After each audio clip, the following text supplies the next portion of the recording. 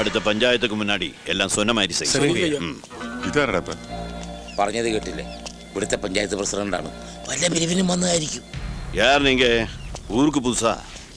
President, ഇവിടുത്തെ തേവരുടെ ആൾക്കാർ വന്ന് ഞങ്ങളുടെ ലോറി ഇങ്ങോട്ട് പിടിച്ചോണ്ട് പോന്നെങ്കിൽ പ്രസിഡന്റ് ഒന്ന് ഇടയിൽപ്പെട്ടായി അതൊന്ന് തിരിച്ചു വാങ്ങി തന്ന് പണിയിടണം. എന്തിനാ ഇവരുടെ ലോറി പിടിച്ചെടുത്ത്? തേടാ പ്രസിഡന്റ് മലയാളീസാടാ. ഇനി നമ്മൾ പേടിക്കേണ്ട കാര്യമൊന്നുമില്ല. മലയാളീസിന് എവിടെ ചെന്നാലും മലയാളീസ് ഉണ്ടാവും. കാര്യങ്ങൾ ഞാൻ പറയാം പ്രസിഡന്റെ. ഇവിടുത്തെ തേവരെന്ന് പറയുന്ന കൊഞ്ഞാണനുണ്ടല്ലോ, മഹാനാറിയ.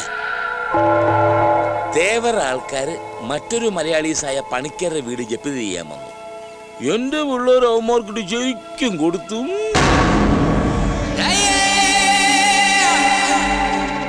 പിന്നെ തേവരുടെ മോള് ദാ പിശാചു വന്ന് കുറച്ച് ജാട കാണിച്ചപ്പോ ഇവൻ അവക്കിട്ടൊന്നും കൊടുക്കുകയും ചെയ്തു.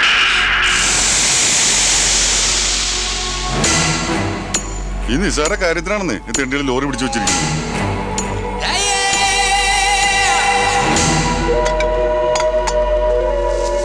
നമ്മുടെ വിഷമം കേട്ടിട്ട് പ്രസിഡന്റ് പോകണ തരുമെന്ന് മക്കളെ.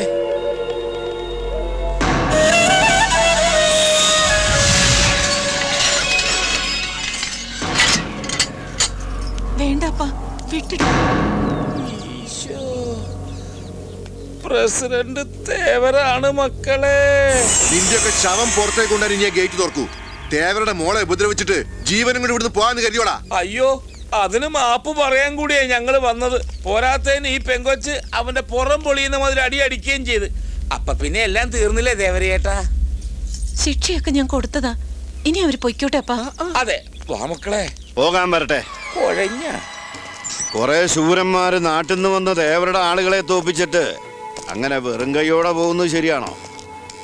രാജാക്കണ്ണ്, പണിക്കരുടെ വീടിന്റെ ആധാരവും ഇവരുടെ ലോറിയുടെ താക്കോലും. സ്തോത്രം. ഇതാ താക്കോലും ആരാധവും. പണിക്കരെ സഹായിക്കാൻ വേണ്ടിയല്ലേ നിങ്ങൾ ഈ ശൂരത്വമൊക്കെ കാട്ടിയത്? ഇതാ പണിക്കരുടെ ആധാരവും ലോറിയും നിങ്ങൾക്ക് കൊണ്ടുപോവാം.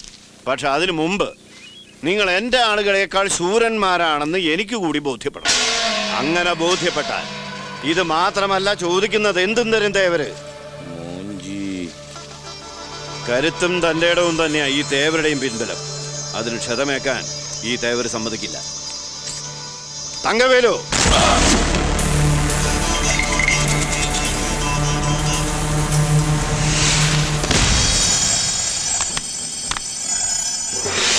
ഒരു മിനിറ്റ് ഒന്ന് പറഞ്ഞോട്ടെ. അല്ലതേവാരെ, ഇതിപ്പോ കാര്യങ്ങൾ ഒരു ജാതി വടക്കം പാട്ടിലുള്ള ഈ മല്ലനെ ജയിക്കാൻ ഞങ്ങൾ 3 പേരും കൂടെ വിചാരിച്ചാൽ നടക്കില്ല. എന്തൊരു സൈസാണ് കയറാൻ പറഞ്ഞു. അതുകൊണ്ട് അപ്പനെയും ഇവനെയും വെറുതെ വിട്ടേക്ക്. എന്നെ വേണമെങ്കിൽ ഇവൻ കടിച്ചു കയറി തിന്നോട്ടെ. പക്ഷെ ഒരു കാര്യം, അപ്പന്റെയും ഇവന്റെയും ദേഹത്ത് ഒരു പോറ പോലെ കേൾക്കാൻ പാടില്ല. വേണ്ട, അയാള് പറഞ്ഞ കേട്ട് നീ വലിയ ടൂർണമെന്റിനും നിൽക്കണ്ട. പണിക്കുമായിട്ടുള്ള ഇടപെടാൻ വെച്ചാൽ നിങ്ങൾ തമ്മിൽ തീർത്തോ. എന്റെ പൊന്ന് ദേവരേട്ടാ, കഴിഞ്ഞതൊക്കെ കഴിഞ്ഞു. ഞങ്ങൾ അതിന് മാപ്പും പറഞ്ഞു. പിന്നെയും പറഞ്ഞ മാപ്പ് ഞങ്ങളോട് എക്സ്ക്യൂസ് മീ. ഞങ്ങളിനൊരു കുഴപ്പത്തിനും പെടുന്നില്ല. ആ ലോറി വേണമെങ്കിൽ ഇവിടെ കിടന്നോട്ടെ. ഏക മനസ്സുള്ളപ്പോ തന്നാ മതി. വാടാ മക്കളെ. ഇതിന് കാര്യം പറഞ്ഞാൽ മനസ്സിലാകത്തില്ലേ? അങ്ങോട്ട് മാറി നിൽക്കടാ പാട്ടി.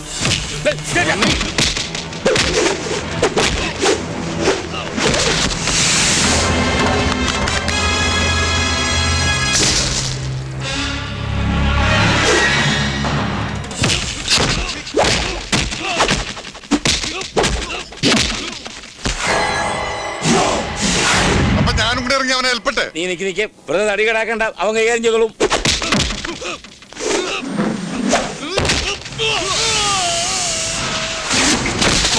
പുറത്തു വന്ന് നമുക്ക് അടിക്കല്ല. ബലത്തി എഴുതാം.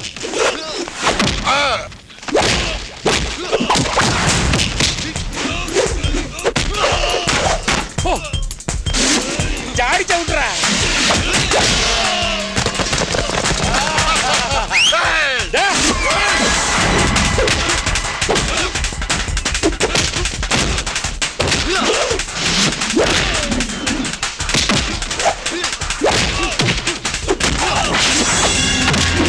അവന്റെ കൂമ്പിനെ ഔട്ടറാ. അത് കാലക്കി മോനെ. ഓഹോ, പറന്നടിക്കടാ.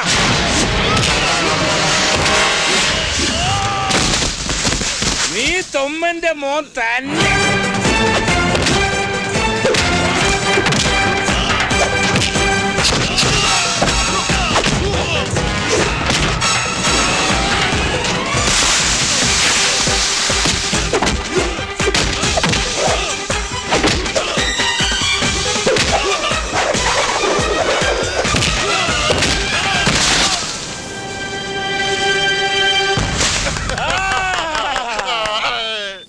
അടിച്ച് കൊല്ലണവന്മാരെ. വേണ്ടെന്നല്ലേ പറഞ്ഞത്? സിംഗിൾ ഡാൻസ് ഗ്രൂപ്പ് ഡാൻസ് വാ വാ. ദേവാര് പറഞ്ഞതുപോലെ ഇത് രണ്ടും ഞങ്ങ എടുക്കണം. എന്തും തരാന്ന് പറഞ്ഞതല്ലേ, ഒരു കാര്യം കൂടെ ചോദിച്ചോട്ടെ. ഈ പാറുവിനെ എനിക്ക് കെട്ടിച്ചു വേണ്ട, വെറുതെ പ്ലഷർ കൂട്ടണ്ട, ചുമ്മാതെ ചോദിച്ചതാ. പിന്നെ എന്തും തരാവുന്ന രാജാവിനെ പോലെ കയറി ഇന്ന് അലോൻസ് ചെയ്യരുത്. ഞങ്ങൾക്കാരുടെ ഓചാരം ഒന്നും വേണ്ട. പണിക്കരുടെ ആധാരത്തിന് ബദലായിട്ട് ഞങ്ങളുടെ വണ്ടി താനെടുത്ത് മുടുങ്ങി പോട്ടെ. ഹാ, എടാ എന്തും തരാമെന്ന് പറഞ്ഞിട്ട് ഒന്നും മേടിക്കാണ്ട് പോയാൽ അത് ദേവനായിട്ടൊരു മനോവിഷമാകത്തില്ല മോനെ. എന്തെങ്കിലും മേടിച്ചോണ്ട് പോടാ. പിന്നെ ഇവൻ ഇത്രയൊക്കെ അധ്വാനിച്ചിട്ട് ഒരു കരിങ്കുരങ്ങിന് സാധനങ്ങളും ഉണ്ടാക്കി കൊടുത്തില്ലെങ്കിൽ അത് മോശമല്ലേ ദേവരെ? അതുകൊണ്ട് നീ മുതലിനെ ഞങ്ങളെ കൊണ്ടുപോക. എന്നെ കൊണ്ടുപോവല്ലേ? എന്നിൽ ഔഷധ ഗുണമില്ലേ? എന്നിൽ ഔഷധ ഗുണമില്ലേ? ദേവരയ്യ, കാപ്പാത്തിക്കോ.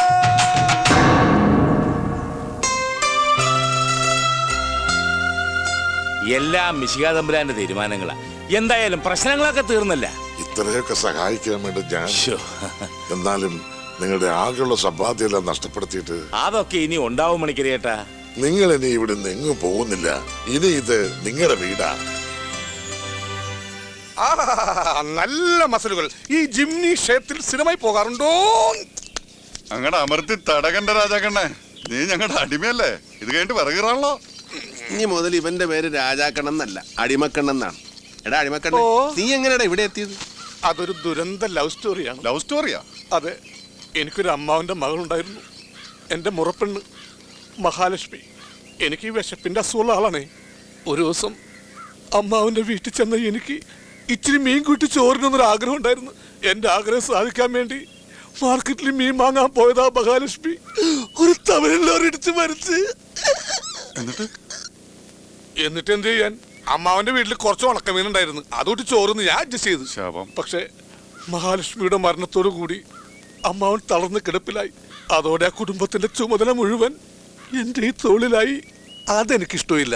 അന്ന് രാത്രി അമ്മാവന്റെ പെട്ടിലെ കാശടിച്ച് ഞാൻ സ്ഥലം വിട്ടു. ഞാൻ ചെയ്ത് തെറ്റാണോ? തെറ്റാണോ? പോയി തടാടാ പോത്തെ.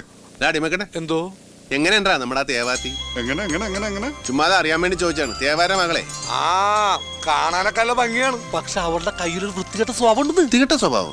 ആ, ആരെങ്കിലും അവളെ കുളിക്കോട് തുളിഞ്ഞു നോക്കിയാ മൊഹടിച്ച് പൊട്ടിക്കൊന്നേ. ഒരു ദിവസം എനിക്ക് ഇട്ടിട്ട് കിണ്ണിട്ടിട്ടേ എന്റെ മറുക തെറിച്ചു പോയതാണ്. എന്നിട്ട് രണ്ടാമത് മുളച്ചു വന്നാണത്. ഇത് ഞാൻ ഒരു ഉണക്ക മുന്തിരി വെച്ച് അഡ്ജസ്റ്റ് ചെയ്തേക്കണേണ്. എന്നൊരു കാര്യം ചെയ്യ്, ഇപ്പുറത്തൊരു കശുവണ്ടി പരിപ്പ് കൂടി മേടിച്ച് ഒട്ടിച്ചു നോക്ക്. അതൊക്കെ ഭയങ്കര ബോറായിരിക്കും. അതെടുത്ത് മാറ്റടാ. ഉണക്കമുന്തിരി കളയാൻ അപ്പൻ്റെ അടുത്ത് ഞാൻ കൊടുത്തയച്ച വീടിന്റെ ഡോക്യുമെന്ററി കിട്ടിയല്ലേ? നിങ്ങളോടൊക്കെ എങ്ങനെയാ നന്ദി പറയേണ്ടതെന്ന്. താങ്ക് യു ഒക്കെ പറയേണ്ട അന്യരോടല്ലേ? നിങ്ങളൊക്കെ സന്തോഷമായിട്ടിരിക്കാനാ ഞാൻ ഈ പാടൊക്കെ കഴിച്ചത് തന്നെ. ഒന്ന് ചിരിച്ചേ, ചിരിക്കുന്നേ. മതി, എന്നും കുട്ടിയുടെ മുഖത്ത് ഇമ്ലേച്ചത കണ്ടാ മതി.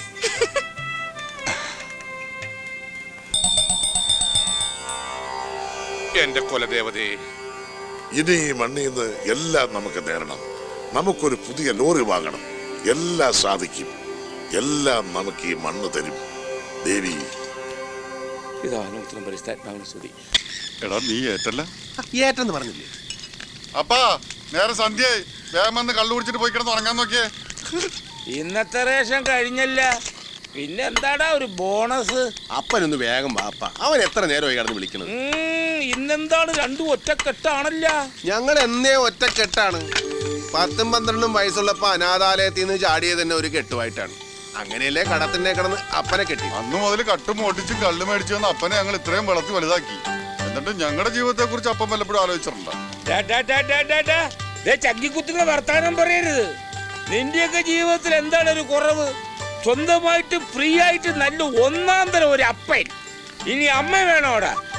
ഓ, ഇനി എനിക്ക് കേട്ടാൻ വയ്യ. എന്റെ മേരിക്കുട്ടിയുടെ ആത്മാവിന് വിരാന്ത് പിടിക്കും. അപ്പൊ അതല്ലപ്പാ, പിന്നെന്താ? അവനൊരു കൂട്ട് വേണമെന്ന്.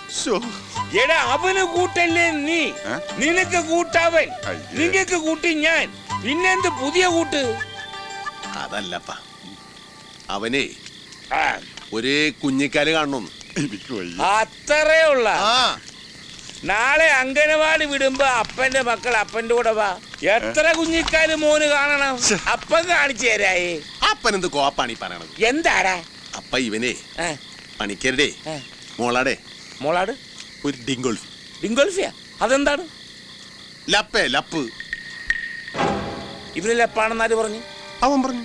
അവൻ നിന്നേടെ പറഞ്ഞെന്നുള്ളത് നേരാണ്. പിന്നല്ലാതെ പന്നി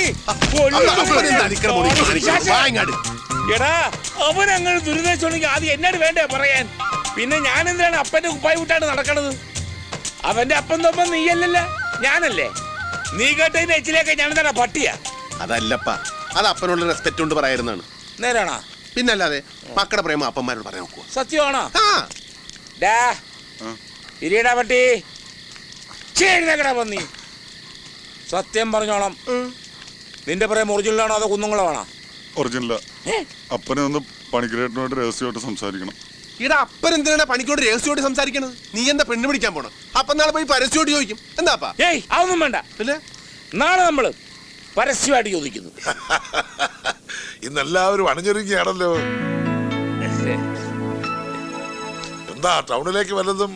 ഏയ് ഇങ്ങോട്ട് തന്നെ വന്നതാർന്ന്.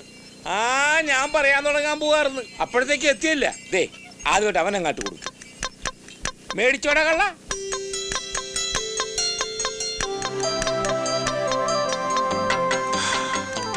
ദേ ഞങ്ങളുടെ ഈ സത്യനെ കുറിച്ച് മോക്കളുടെ അഭിപ്രായം എന്താണ്? കാണാൻ കൊള്ളാവുന്ന ചെറുപ്പക്കാരൻ, രസികൻ. അല്ല എന്താ അല്ലേ മോളെ? പക്ഷെ ജോലി കൃഷിയാ. വിദ്യാഭ്യാസം. അപ്പൻ എന്തിനാണ് ഇപ്പൊ ആവശ്യമില്ലാത്ത കാര്യങ്ങളൊക്കെ എടുത്തിടുന്നത്? ഞങ്ങ വലിയ വിവരവും വിദ്യാഭ്യാസവും ഒന്നും ഉള്ള ആളുകളല്ല. പക്ഷെ ഇവൻ സ്നേഹിച്ച ജീവൻ കൊടുക്കും. സ്നേഹിക്കുന്നവർക്ക് വേണ്ടി എന്ത് കുരുത്തക്കേടും കാണിക്കും. പണ്ട് ഞങ്ങൾ ഒരുപാട് തെറ്റ് ചെയ്തിട്ടുള്ളവരാ. പക്ഷെ ഇപ്പൊ നെഞ്ചത്ത് കൈവച്ച് പറയുകയാണ് തൊമ്മനും മക്കളും നല്ലവരാ. ഇനി മേലാട്ട് അങ്ങനെ ആയിരിക്കുകയും ചെയ്യും. ആ കാര്യം ഗ്യാരണ്ടിയാ. എന്താ ഇപ്പൊ ഇങ്ങനെയൊക്കെ പറയാൻ? ഞാനെന്തെങ്കിലും നിങ്ങളോട് അറിയാതെ? ഏയ് അങ്ങനെയൊന്നുമില്ല. കാര്യങ്ങൾ വളച്ചൊടിക്കാതെ അങ്ങോട്ട് പറയാവല്ല. എന്റെ മോൻ സത്യനെ പണിക്കരേട്ടന്റെ ഈ മോളെ കെട്ടിച്ചു കൊടുക്കാൻ പറ്റുവാ?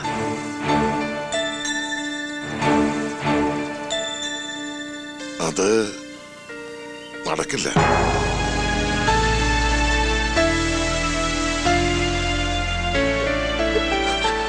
ശരിയാണ്, ഞങ്ങൾ നിലവറന്ന കാര്യങ്ങൾ ആലോചിച്ചത്. ചിരി അടുപ്പവും പരിചയമൊക്കെ ആയപ്പാ ഞങ്ങളെ തന്നെ മറന്നുപോയി. അതുകൊണ്ടാ സാരല്ലേ. അപ്പാ പോവാ ആടാ. അയ്യോ, അതുകൊണ്ടല്ല, എന്റെ മോടെ കല്യാണം ഒരിക്കൽ കഴിഞ്ഞതാണ്.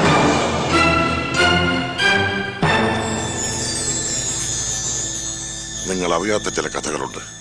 കുടുംബത്തിന് താങ്ങത്തള്ളുമായി എനിക്കൊരു ആൺതരി ഉണ്ടായിരുന്നു, എന്റെ മകൻ ഗോപികൃഷ്ണൻ. ദേവരുടെ കമ്പനിയില് അവന് മാനേജരായി ജോലി കിട്ടിയപ്പോഴാണ് ഞങ്ങൾ ഈ നാട്ടിലേക്ക് വരണത്. അവന്റെ കാര്യപ്രാപ്തി കൊണ്ട് കമ്പനി വളർന്നപ്പോ ദേവർക്ക് അവനെ ഒരുപാട് ഇഷ്ടമായി. ദേവരുടെ മകളെ ദേവര് തന്നെ അവന് വേണ്ടി കല്യാണം ആലോചിച്ചു. ഞങ്ങൾ അത് ഉറപ്പിക്കുകയും ചെയ്തു. കല്യാണത്തിന് 2 ദിവസം മുമ്പ് കമ്പനികളിൽ നിന്നും ബാങ്കിലടയ്ക്കാൻ കൊണ്ടുപോയ വലിയൊരു തുകയുമായി എന്റെ മകൻ കടന്നു കളഞ്ഞു. അവന് പട്ടണത്തിലേതോ ഒരു പെൺകുട്ടിയുമായി അടുപ്പമുണ്ടായിരുന്നത്രേ. എനിക്കതൊന്നും വിശ്വസിക്കാൻ കഴിയുന്നില്ല. നാടറിഞ്ഞ് നടത്തേണ്ട കല്യാണം മുടങ്ങിയതിന്റെ വിഷമത്തിൽ ദേവരുടെ ഭാര്യ മരിച്ചു. അതോടെ ദേവരുടെ മകൾ ഇനി കല്യാണമേ വേണ്ട എന്ന് തീരുമാനിച്ചു. ദേവർക്ക് ഞങ്ങളോട് പക തോന്നാൻ ഇതിൽ കൂടുതൽ കാരണം വല്ലതും വേണോ? എന്റെ കൃഷിയും സകല അധ്വാനങ്ങളും തകർത്തു എന്നെ ഒരു കടക്കാരനാക്കി. എങ്കിലും ഞാൻ പിടിച്ചു നിന്നു. ഈ ദുരിതത്തിൽ നിന്നും എന്റെ മോളെങ്കിലും രക്ഷപ്പെട്ടെന്ന് കരുതി ഞാൻ അവരുടെ കല്യാണം ഉറപ്പിച്ചു.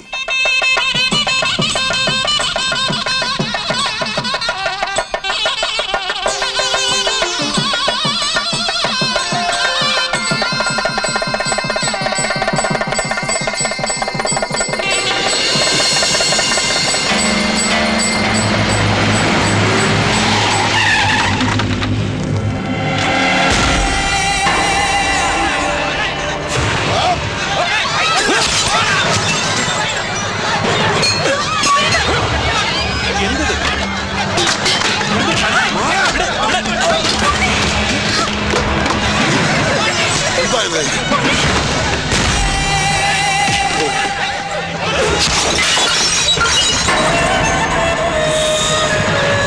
ദേവരെ, ഇവരോട് നിർത്താൻ പറ.